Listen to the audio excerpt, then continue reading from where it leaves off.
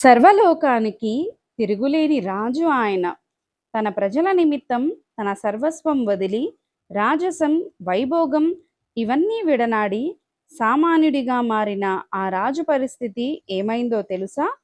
నువ్వు రాజువా అని ప్రశ్నించబడ్డాడు. తన కిరీటంకి బదులుగా మరొక బాధాకరమైన కిరీటం ఆయన తలపై పెట్టి అపహసించారు. ఇంతకీ ఆ రాజును బాధపెట్టిన కిరీటం ఏంటో తెలుసా? అది ముళ్ళ కిరీటం. ఆ రాజు ప్రభువైన యేసుక్రీస్తు. ఆయనకు పెట్టబడిన ముళ్ళ కిరీటం సాధారణమైన ముళ్ళతో తయారు చేయబడినది కాదు. ఎడారి ప్రాంతాల్లో పెరిగే జిజిఫస్ స్పైనా క్రిస్టి అనే మొక్క నుండి తయారు చేయబడినది. ఈ మొక్క యొక్క ఒక్కో ముళ్ళు సుమారు 2 నుంచి 4 సెంటీమీటర్ల పొడవుతో సూదిలా పదునుగా గట్టిగా ఉంటాయి. ఇంత పదునైన కిరీటాన్ని ఆయన తలపై పెట్టి బలంగా నొక్కారు.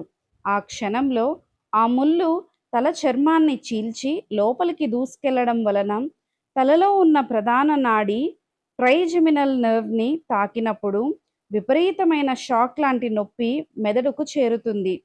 తలలో రక్తనాళాలు ఎక్కువగా ఉండడం వలన చిన్న గాయం అయినా కూడా చాలా రక్తం కారుతుంది. ఆయన పొందిన ఈ కఠినమైన వేదన నువ్వు నేను నిత్యరాజ్యంలో వాడబారని మహిమా కిరీటం ధరించడానికే. దేవుని కృప మీకు ఎల్లప్పుడూ తోడయుండునుగాక. ఆమెన్.